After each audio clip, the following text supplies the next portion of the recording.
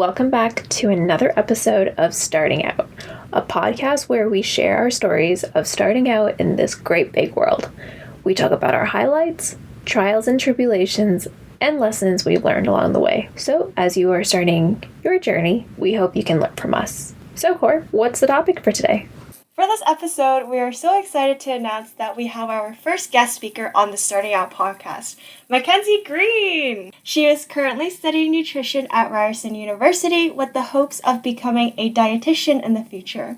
She works part-time as a content developer for a private practice dietitian and also runs an Instagram page and blog called Nibble To Nourish, where she talks about nutrition, wellness, and creating a great relationship with food. She is passionate about intuitive eating, fitness, mindfulness, and how we can use habits to become the best version of ourselves. We also wanted to preface and give our listeners a little bit of a trigger warning first, where in this episode we will talk a lot about body image, as well as perhaps some unhealthy and disordered eating habits as well throughout this episode. Mackenzie, aka Nibble To Nourish, thank you so much for joining us today. We are so happy to have you here. Oh, thank you so much for having me on the podcast. I can't wait to chat with you guys about this.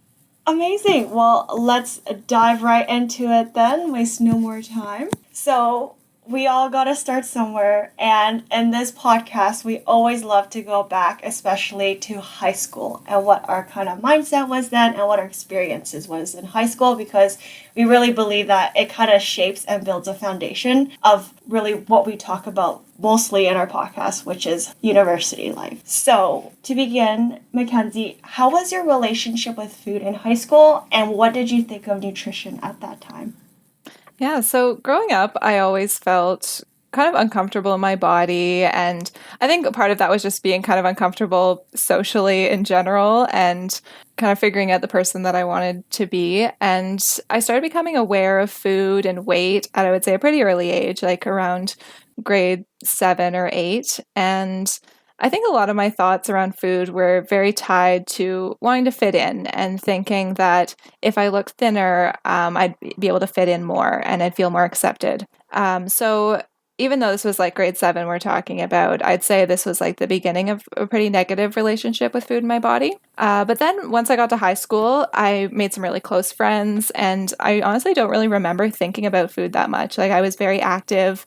I played basketball, I lifted weights, and I just enjoyed eating basically whatever food I wanted and exercising a lot, and it felt really great. But I would say probably around grade 12 is when I started to develop some unhealthy habits around stress eating and using food to manage my emotions, because it was last year of high school and it can be a stressful time getting ready to start out in university. But I didn't really realize this was a problem at all, like using food to manage my emotions, because it didn't show up in my body. Like I was super active playing sports and working out, and so eating an entire can of Pringles when I was feeling stressed, it didn't really seem like it had any negative effect on my life. Yeah, it's really interesting that you talk about the slowly of like the awareness piece of it. I think from what I saw in high school, a lot of people were trying to get into like their prom dresses. Oh, maybe like we getting into our dresses is such like on your wedding day, like that only happens on like say yes to the dress.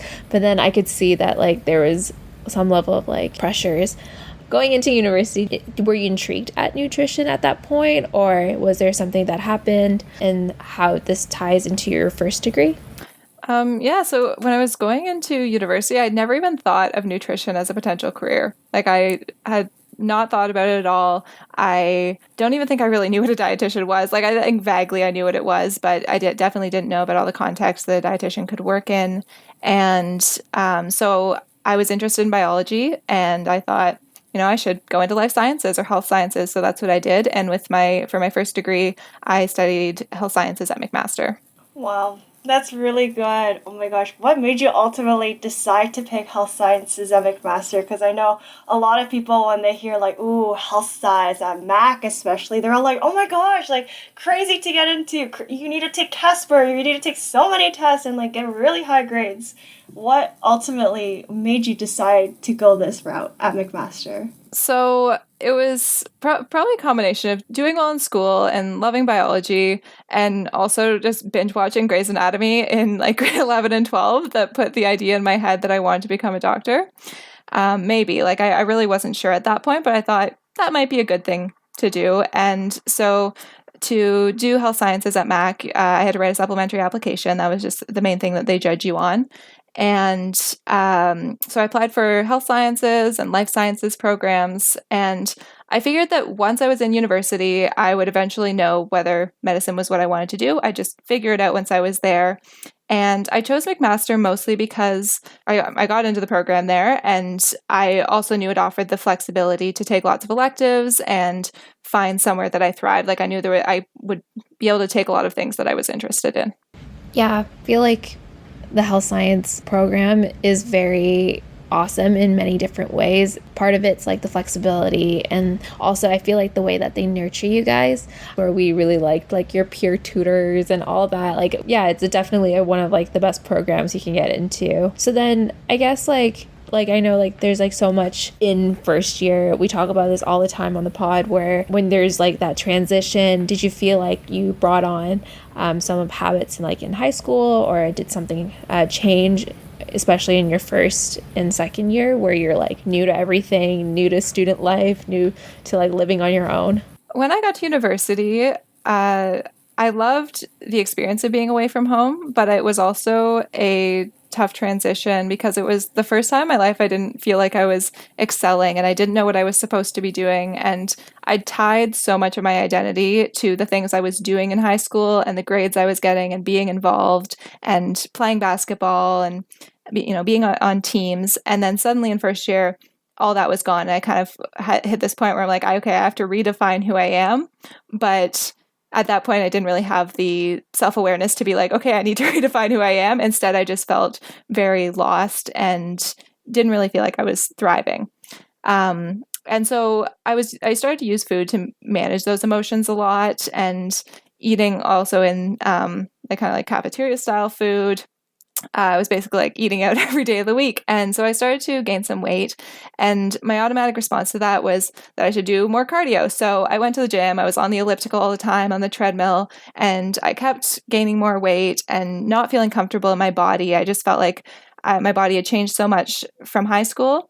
And in first year, I put on about 20 pounds. And when I got home from the summer, I didn't fit into my shorts anymore. And I just coming home and finding that just felt so bad because I still had so many negative thoughts, as many people in society do, associated with weight gain, associated with our changing bodies.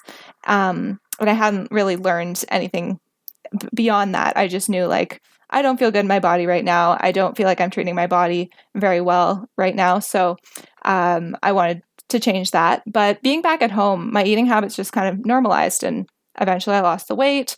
But then over the summer, I went through a breakup and I didn't really know what I was doing with my life. And so when I got back to school, I just started overeating to, again, like manage my emotions. And quickly, like I gained weight again. So then around that time, that's when I started following a lot of like fitness and nutrition influencers, and getting more into like HIIT training and circuits and thinking about what I was eating. But it was never like, I want to be the best version of myself. It was always just, I want to be at a lower weight. I want to be the smallest version of myself. Yeah, I 100% see myself through that story that you just told, because when I was in high school, I was very involved with, like you said, like a lot of extracurriculars. Like my identity was just sports, right? Like you do your typical, what was it, like 9 to 2 for classes, and then 2:30 you'd have practice, and then you practice for 2 hours. And then when I was in high school, I had such a strict regimen where it's like school, practice, and then my nutrition was like, I eat enough so that like I could practice like this evening, but also tomorrow morning as well. And I think I also feel the same, where because I didn't play varsity or any competitive sports going into university, I felt like that transition was so tough for me, especially with like feeling lost about who I am, because it's like you're not on the women's varsity basketball team, or like you're not on the women's varsity volleyball team, whatever team it may be. So then it also kind of trickled into like different aspects of my life where I saw myself gaining, like you said, the freshman 20. And it was really difficult for me because I'm like, I can't eat the same amount.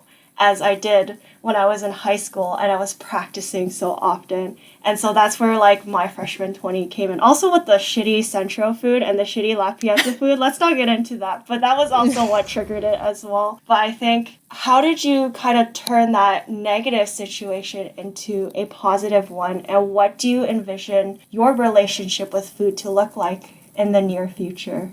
So Nibble to Nourish was sort of came out of my growing interest in the fitness YouTubers. Basically, I started watching one called Sarah's Day, and she was kind of my gateway into nutrition and fitness influencers. And I was taking a writing class that had this very open-ended writing project at the end where you could basically do whatever you want. So I'd had this idea in mind for a while about creating a blog about nutrition and fitness, and I just thought it'd be a fun hobby. So I started that for the course, and during this time, I was still really struggling with my relationship with food, but I was trying to take on a more balanced approach after seeing my weight go up and down and just being restrictive and then overeating and starting that cycle again.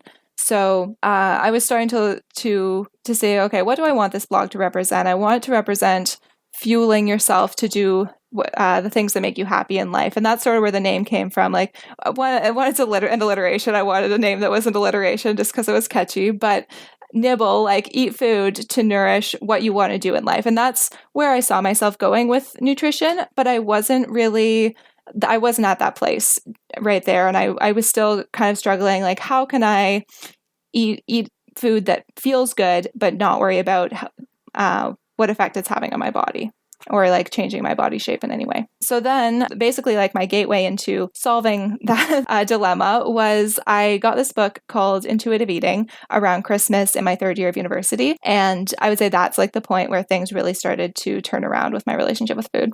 Yeah, why don't you go ahead and let us know, like, what did you learn about intuitive eating and what is it and how did that kind of like, let's talk about that change, because it's so pivotal. I feel like in these moments where things have gone awry or there's like, you have like a little inkling for something, but how did this intuitive eating catapult you forward in your journey?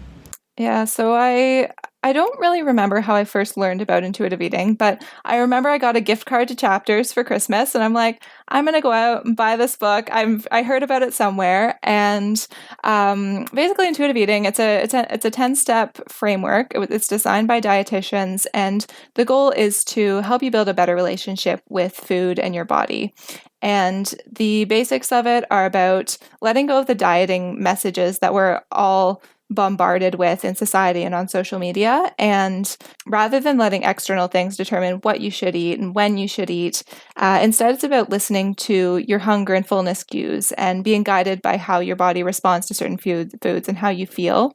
But it also, within those 10 principles, the 10 steps, it goes beyond just your food choices. It's also about learning to manage your emotions in a healthy way without leaning on food and using exercise to help your body feel good rather than trying to change it. And the last step is gentle nutrition, which is using nutrition knowledge in a way that allows you to feel great without getting sucked into that dieting mindset. So it's all about how food makes you feel and how food choices are a way for you to take care of your body rather than to manipulate it to be smaller. So for example, if I was trying with gentle nutrition, I know that when I have a high protein breakfast, I feel more satiated throughout the morning. I have lots of energy. So that's something I'm going to do going forward. And it's not coming from a place of, if I eat high protein meals, I'm going to lose weight. It's more, I know that this feels the best for my body. Whereas if I had a pastry for breakfast, from experience, I know, and from it, it's all about sort of personal experimentation, but I know that my energy levels would probably dip pretty soon after that, like an hour later,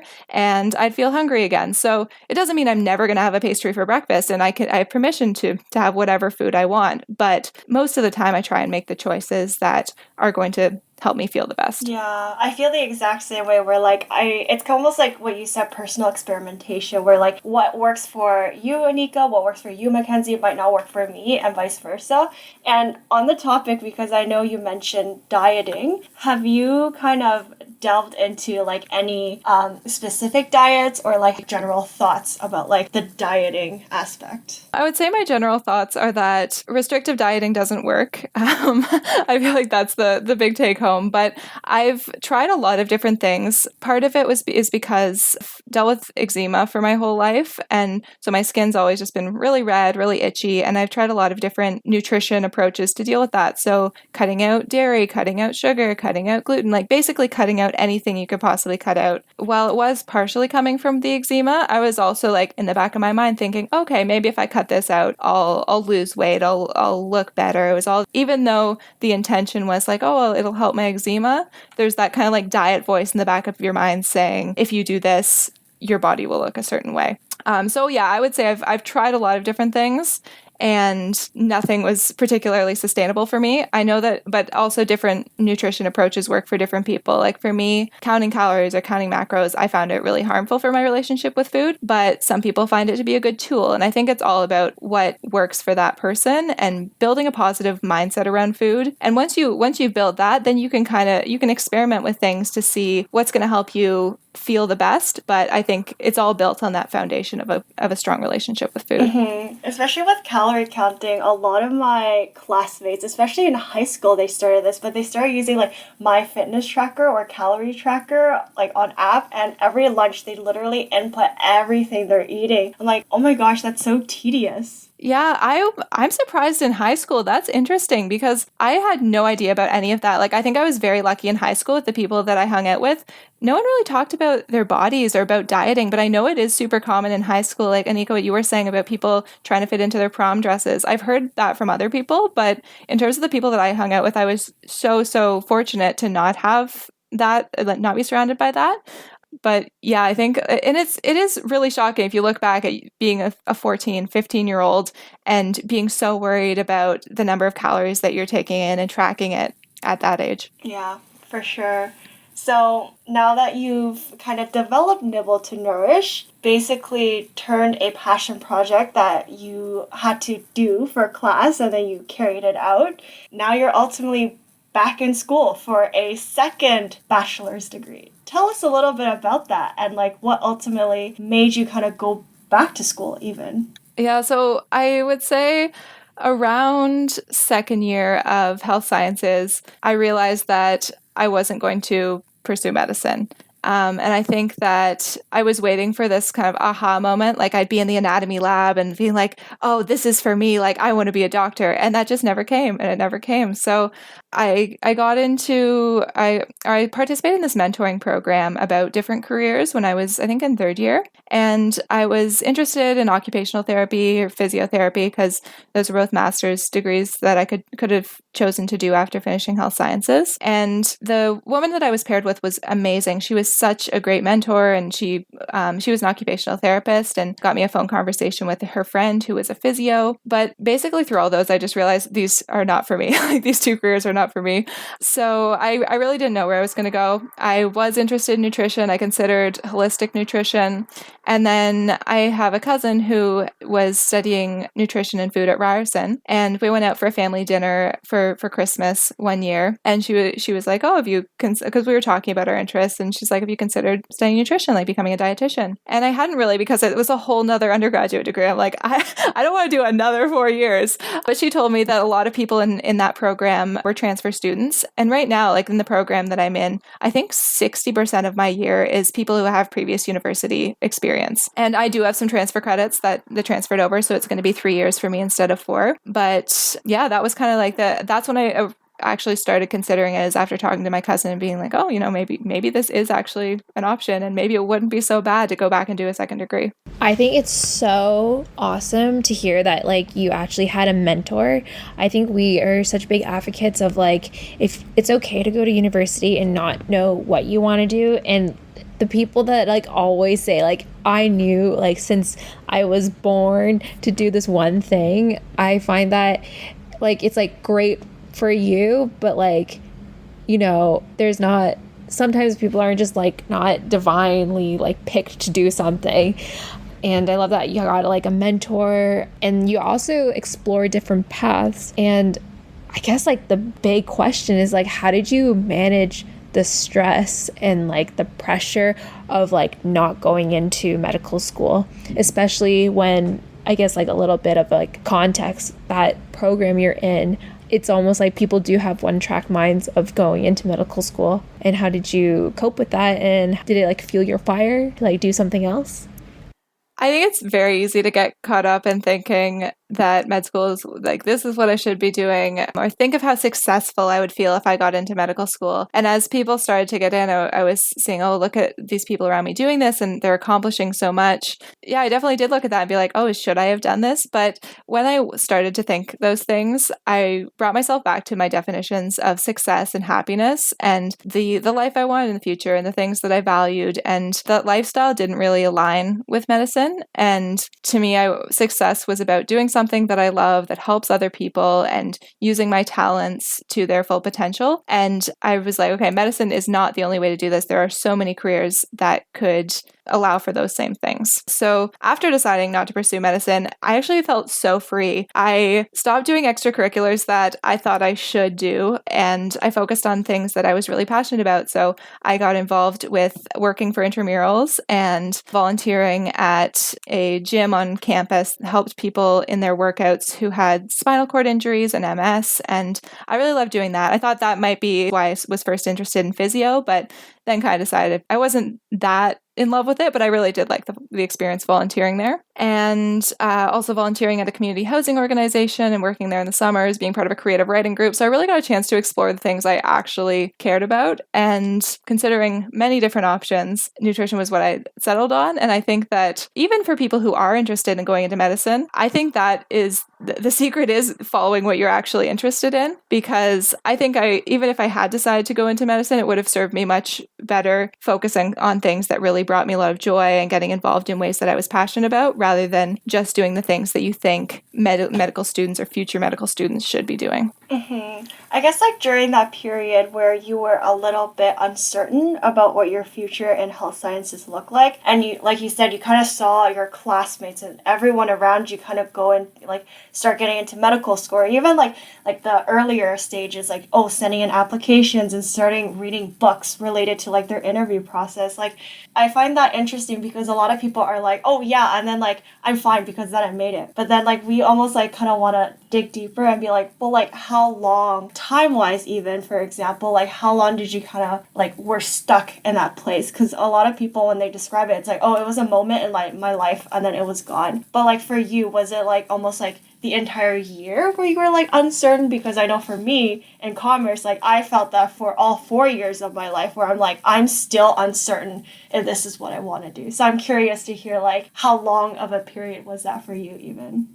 Yeah, that's a good question. I'm trying to think back because I don't really remember the period that much. I think it must have been maybe a semester in second year, probably second semester of second year, I think. Once going into third year, that's when I really started to get involved with some of the other things on campus. And I think at that point, I also realized that in the middle of third year, I realized that I wanted to take a year off after I graduated to do something, travel. That was my goal. I wasn't sure what that was going to look like, but once I'd settled on that, I was like, okay, I don't need to decide what I want to do right now.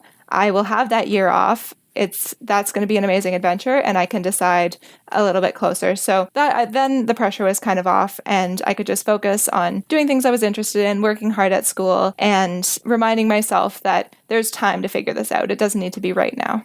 I love it. There's always time. So now that you've ultimately graduated from health sciences and you're currently doing your second undergrad degree, you also talked about something else that you're currently doing, which is working at the private practice. Tell us a little bit more about that and kind of what you're doing with the private practice. Yeah, so right now I work for a private practice, as you said, and I work there as a content developer. So I make graphics for Instagram, and I do writing I do blog writing and some captions and content for clients to like educational content, sometimes fun things like recipe guides. And I've just been also seeing how it works behind the scenes of a business. And I really got a lot of joy from that. And it's kind of confirmed to me that my decision to go back to school and study nutrition was the right one, because I see all of my interests coming together in the things that the dietitians in the private practice, what they're working on with clients. They're all things that I'm really interested in and passionate about. So it's made it feel so much more worth it to me, even when I'm in classes that I don't love. Like there have definitely been some classes in my first year where I'm like, oh, I don't really feel like this is related to what I want to do in the future. But knowing that at the end of it is something that I think I'll really love has been keeping me going. And yeah, I know that once I get to the end of it, I think it's going to be something that is going to be a career I love.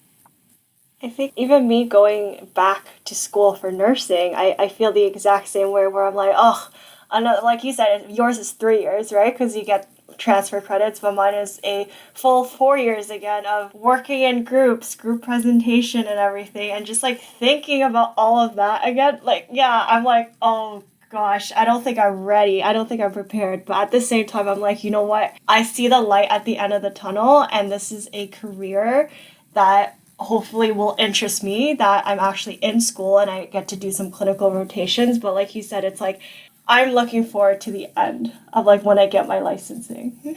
Yeah, and I think it is good to have that end goal in mind, to see it there. And when you're having a late night or you're working hard on a project and it just feels like such a slog through it, that it's nice to be able to look to that. But I'm also, the other thing I do want to make sure I'm doing is taking time in the moment and being like, okay, maybe I don't love this group project that I'm working on, but I do want to enjoy being a student, because I think looking back at my time at Mac, I loved it. Like I look back at living in a house with 6 other people and be like, that was amazing. And I wish I'd cherished those times in the moment, even the more challenging times. So I've also been keeping that in mind, as much as I do want to get to the end and be pursuing a career. I think there are certain advantages that come with being a student. Yeah. So I've been also trying to stay present as much as I can. You both like inspire me so much. I could never watch me go back into my second degree. Oh my God, that'd be too crazy. But you guys, I find, have really taken something you guys actually liked to do, right? And you still found your way back to school and actually pursue it. And I think it's like both of you guys are taking the responsibility of getting it done to actually make your dreams come true. And it's so important that we talk about the transitions and the switches, because I remember going to like some conference at school and then some people would just gloss over and like, yeah, and I just did this, and this is how I got here. But I think what you guys both have illustrated is that like it's a windy path to where you want to go. Speaking of windy paths, when did you officially start Nibble to Nourish? And you have gone through now almost your second degree. You're working at a private practice. You have done a little bit of blogging with Nibble to Nourish. Yeah, where do you see it going with all this newfound knowledge? Yeah, well, I wish I could say almost my second degree. I feel like I still have some time to get there. But I do have some dreams for Nibble to Nourish as I'm going through the rest of this degree. Where it started was I'd been thinking for a while about creating an Instagram account for it, because I hadn't been as active on the blog, and I really liked the idea of taking more photos and posting things that are quick. Like blog posts started to become kind of just a lot. Like I think I put way too much pressure on myself with it, as I do with a lot of things that I take up as hobbies, and I'd lost some of the excitement for it. So starting the Instagram account, I was like, oh, this would be a fun pastime. But I wasn't sure whether I should. And I was worried like, oh, people are going to think it's dumb. I don't really know why I thought that, but that, I think those are just the thoughts that kind of go through your mind when you're starting something new. And I wasn't sure if I had anything to say or share, if I'd be able to be consistent with it. But at the start of the pandemic, I realized that I really should stop limiting myself based on others' perceptions of me or the things that I was doing. And I knew that even if Nibble to Nourish didn't become successful in any way, like my friends would enjoy seeing it and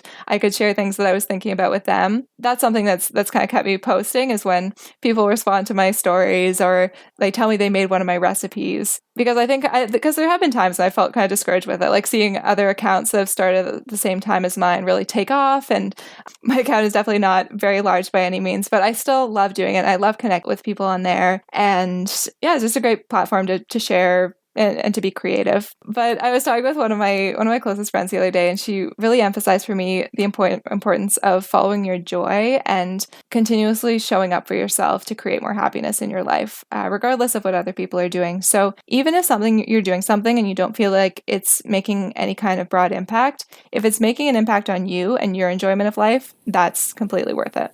I love that, because literally me and Anika at every admin meeting, we ask each other, are we still having fun doing this? And I think that's the most important part, because I feel like once you create something like this was our passion project, right? This still is, but we still want to make sure that it's not a chore and we're not like another thing on our to-do list today. Like, gosh, let's just get it over with. We still see it as something that we definitely speaking for myself, I definitely look forward to. Mackenzie, do you kind of see this as a chore for yourself, or do you more so see it as like, I freaking love doing this so much, like still?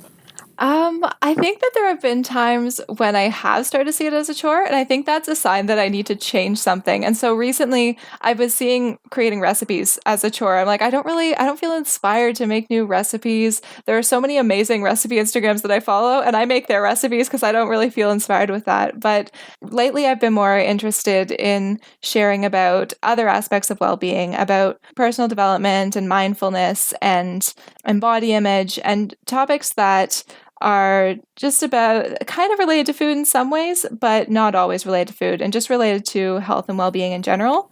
And with that, I've really been more excited about posting. And yeah, I think I've been having a lot more inspiration with that. Like one night I just sat down, I was writing out all these ideas and feeling really inspired. And I know when I get into that zone where I'm brimming with ideas, that's the sign that I've landed on something that is a good thing, and that I'm following that joy, that happiness. For sure, yeah.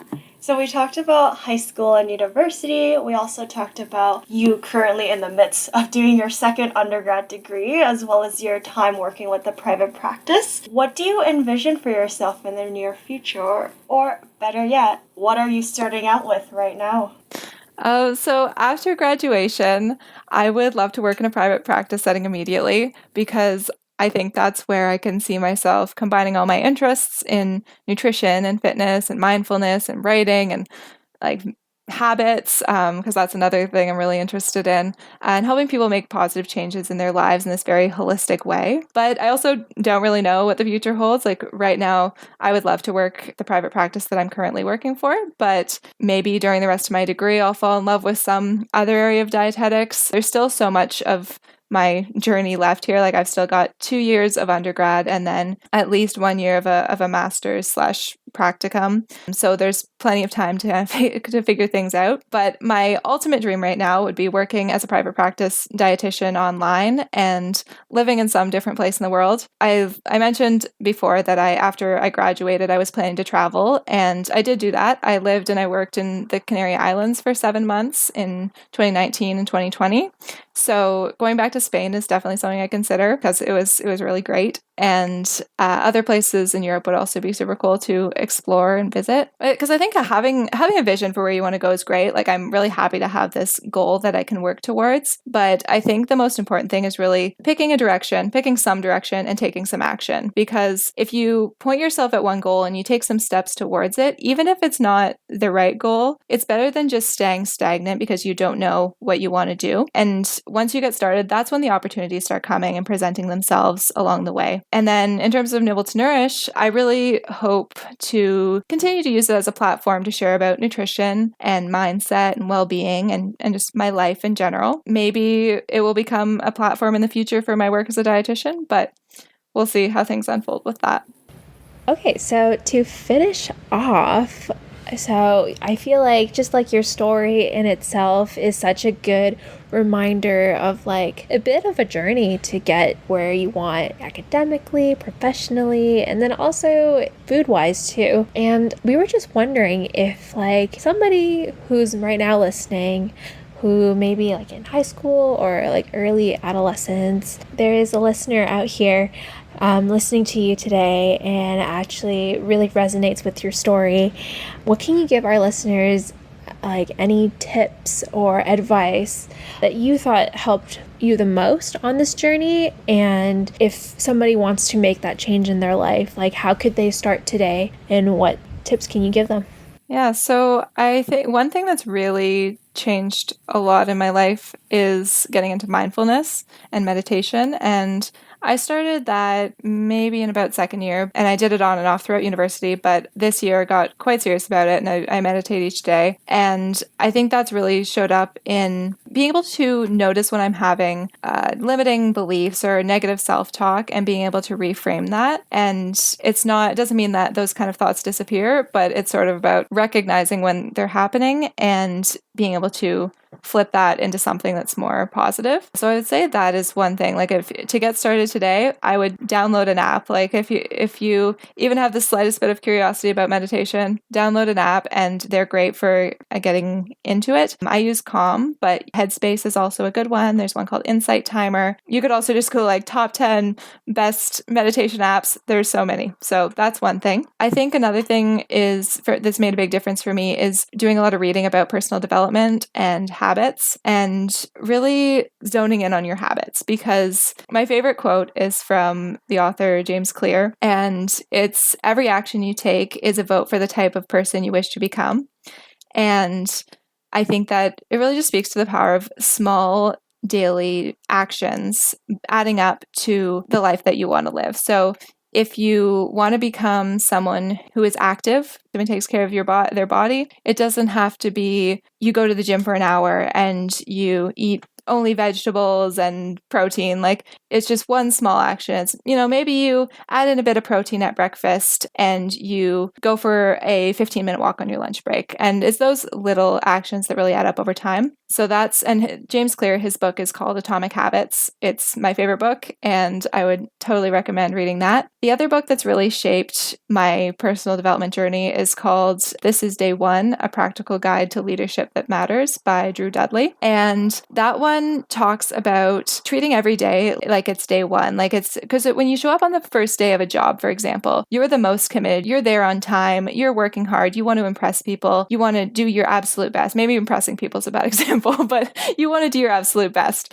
And same thing with values. Like, once you identify the things that you value and you show up each day demonstrating those values, you look back on the day and you're like, okay, if my value is growth, I did this small thing that shows that my value is growth. If my value is self-awareness, here's the thing I did to act in that way. So it's easy to build this identity for yourself and become the person that you want to be through these small actions. So in that way, it's kind of related to the habits thing as well. Amazing. Those are all really, really great resources. We actually started a book club on this podcast, so we will be taking those books into consideration for our next book that we're reading. So we are really excited, and I really like the James Clear quote too. Every action you take is a vote for the type of person you wish to become. I think that's so powerful, just because I think, like you said, every little action you do, it might not seem like it will be such a big impact, and you might not see like, okay, well, like, what do I get out of this? But it's something like, for me, I think even like doing yoga, for example, or even meditation, I don't really see the effects right away. It's not like, oh yeah,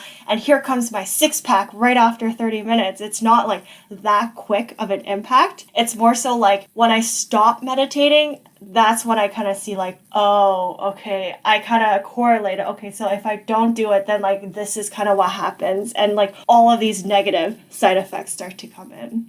Yeah, I think a good thing to do, a good exercise, is to think about the person that you want to show up as. And maybe in some ways you're already showing up as that person, and in some ways you want to improve. But how does that person living your life? What does their morning routine look like? What kind of things are they thinking about themselves? What do their habits look like? What does their circle of friends look like? And once you have an idea of what you're working towards, then you can check in with yourself as you're going throughout your day. Like, am I showing up in the way that I want to? It's not like one day you just instantly transform into this version of yourself, this future self, but you're casting votes every day towards that person that you want to be. I think one thing that it is important to note with looking forward to this future self and at the kind of person that you want to create in the future, that's great. And it's a really great tool for you to use to reach your goals. But I think being in the moment as well and showing some compassion for the version of yourself that you are right now, because even if you haven't reached that amazing future version that you envision for yourself, you still have so much to offer, and offering yourself that self-acceptance in the moment is incredibly important. And the way that you get to the version of you that you really that you're working towards, that the person who is meeting those goals that you've set for yourself, it's not through being a harsh critic and saying this is where you screwed up, this is where you need to get better. It's about giving yourself some grace and some compassion and saying, I'm not going to make the right decision all the time, but when I do make mistakes, I can offer myself love and remind myself that it's okay, I can try again the next day. Yeah, I think just having that self-acceptance in the moment, regardless of where you are at in your journey, is very important. Yeah, I definitely agree. Like we always say to our listeners on our podcast, be gentle with yourself and be kind to yourself, because at the end of the day, you're a human being. You're just a small little being in the great big world, and I feel like the world is sometimes really mean and people can get really angry and mad with you. So like you tried your best and that's all you can hope for, and as long as you're putting in 100% effort into whatever you might be doing, you should still be happy for yourself and you should still be really proud of what you've done. Yeah, I really like that you said that, because I feel like one of the biggest things is like you don't know until the time has passed by, most likely, and maybe what you've been dreaming of the entire time, like you already have it. So like think of right now, a couple years ago or when you were younger, like did you dream of this life you're living? And maybe you have, like you've put in the work for many years and then sometimes it's already there, or you have all these things that you have right now and you didn't even recognize it yet. But I think it's just having the awareness and also, again, like the mindfulness. It can really center you and then really ground you while you're trying to move forward. Yeah, and like that gratitude in the moment, having hope for the future, having hope that things are going to continue to unfold the way you want them to, but maintaining that gratitude for all the things that you have now that that you were wanting. I think there's some good quote about that. I can't pull it out right now, but you 2 years ago would be grateful to be where you are right now, something along those lines. But yeah, I think just recognizing how far you've come already in your journey. Mackenzie, thank you so much for coming on to the Starting Out podcast, for sharing your really personal stories from high school to university and just getting really personal with us and our listeners as well. And more importantly, your journey with nutrition and giving some tips to our listeners. So where can we and our listeners find you if they want more information? Yeah, so my website is nibbletonourish.com. I haven't been posting on there as frequently. The place where I'm more active is my Instagram account, which is at Nibble To Nourish. And yeah, if you want to chat about anything nutrition or about related or about life in general, you can find me there. Yeah, for sure. All of our listeners right now, please give her some love on Instagram. Furthermore, if you are struggling with your relationship with food or body image, even if you think your problems may not be that severe, it may still be good to seek additional support from a professional, access resources online, or even school therapists if you're in university or college, and anywhere else that you may find help. So Mackenzie, yet again, thank you so much for your time, and we will see you all on the next one. You have just been listening to the Starting Out podcast. If you liked today's episode, please make sure to rate and like the show. Also, leave us a review. It helps us a lot. To never miss an episode, please subscribe and turn on notifications. We love to hear from you. So if you want to chat with us, tweet us at Starting Out Pod. Links are in the description. As always, we are so excited for you to start out on your journey, all while listening to ours. See you in the next one.